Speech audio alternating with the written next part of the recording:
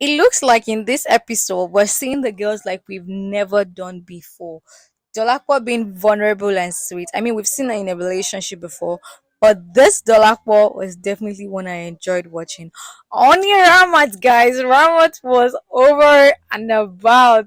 I loved it. It was a different kind of Ramat, right?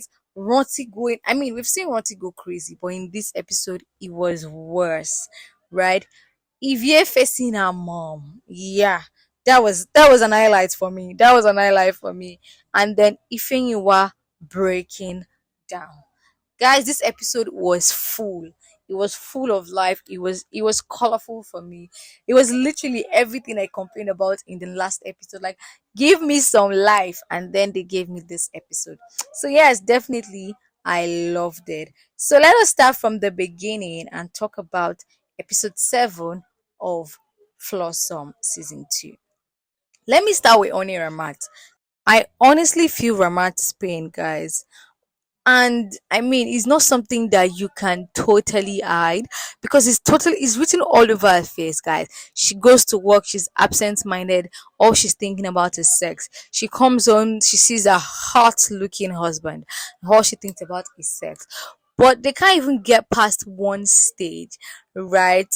I really feel bad for Uduak because I mean, what more can he do? He's already trying. We can see the effort, but I mean, it's still gonna take a while before it gets to that point where he can actually say, "Oh, he has an erection," right? But Ramat is really not having it, guys. She's going crazy. She's losing her mind. She's losing her mind, and I mean, I'm not even surprised because guy, it's been months. It's been since season 1, guys. Robert is really going through it. More, I sure hope that this does not push her into the hands of a fossa. I mean, I don't even see the connection there. But guys, when you're in that kind of stage that Ramat is, I just hope that she doesn't do things that she would probably regret. And then Udwak being annoying and now accusing her that, oh, he hopes that that's not what she's doing at work. That's very very low, even for Udwak, guys. That was very very low and annoying because like, what do you mean by that? This person has been through it all with you, and that is what you say to her the first chance you get. And I mean, I don't think she's even asking for too much. It's understandable that is in a stage where you cannot give her what she's asking for. But the least you can do is be sympathetic with her or empathetic at least. Right. But both of them are really going through it. He cannot satisfy his woman. She cannot get the satisfaction she craves so badly. I just hope they can scale through this, honestly, guys. And I mean, I see the effort with Uduak, so I'm not even mad at him. Honestly, I'm not mad at him. Crazy Roti. Let me first give Gabriel Afolayan his flowers. If you know me, you know I'm a big fan of Gabriel Afolayan. I love him. He's so good at acting that you feel like he's in it, like he's the person in it. And he's such a good method actor, guys. Like, I can go on and on praising Gabriela for Lion, but let's focus on Roti as a character, guys. Roti is crazy. Why can he not just take an L? Like, if you lose, you lose. Why must you blame it on somebody else? Why is it that you cannot see beyond Dolapo? Why is it that you're so threatened by a woman that knows her stuff and can do her stuff? Guys, Ronti is so annoying and it's beginning to piss me off the more. And I really wish that he would lose everything just to see Dolapo win. Honestly, I can't wait for that moment when Dolapo's candidate actually wins the election and he struggles. And maybe, I don't know, he has an alcohol addiction or whatnot. But again, every scene that Ronti comes on, he kills it, guys. He literally kills it. Like, he doesn't have so many screen time, but every time we see him, we can talk about him because he gives us enough to talk about.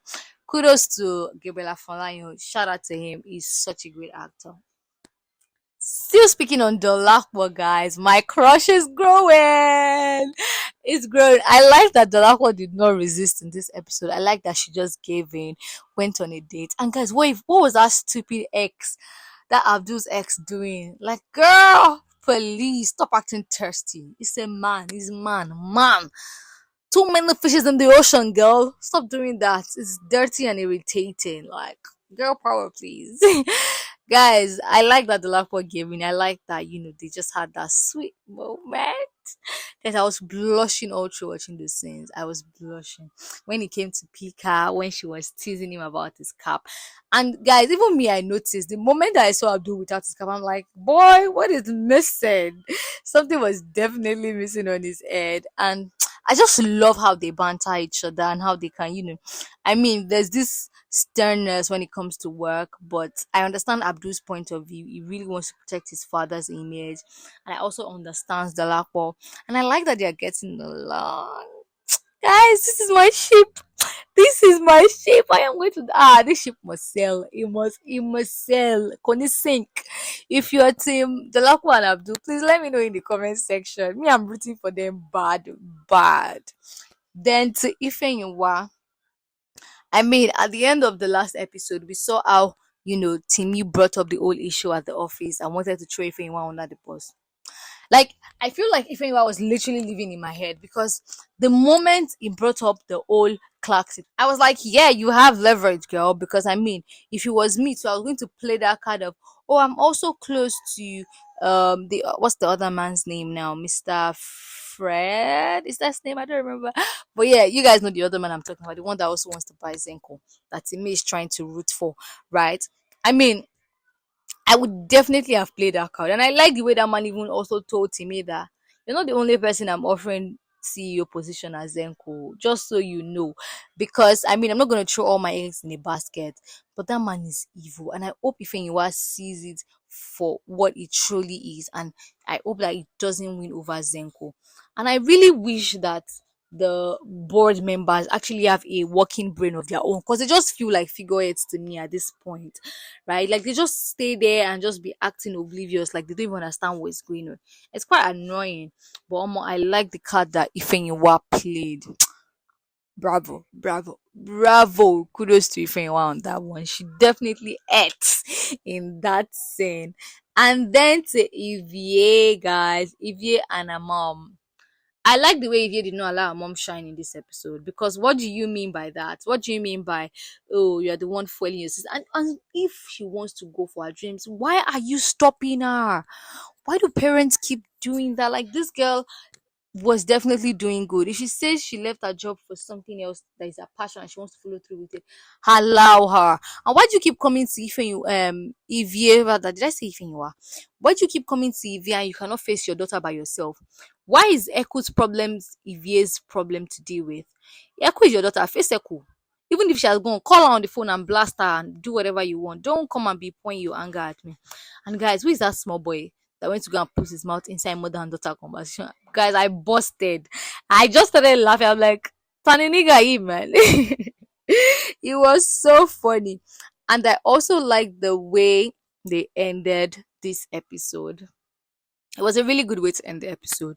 They've built up Ifeanyiwa's drinking addiction to a point where it's, yeah, let's just see our breakdown. Let us see the arc in it. And I like the way they just gave it to us. And I really hope it doesn't affect the whole sales of Zenko and stuff, but I'm sure it is going to. I can't wait to see where that leads. So, guys, in this episode, I think I had so much fun watching it, and I had highlights. Definitely Abdul and Dolapo's crush, relationship, date, whatever you want to call it.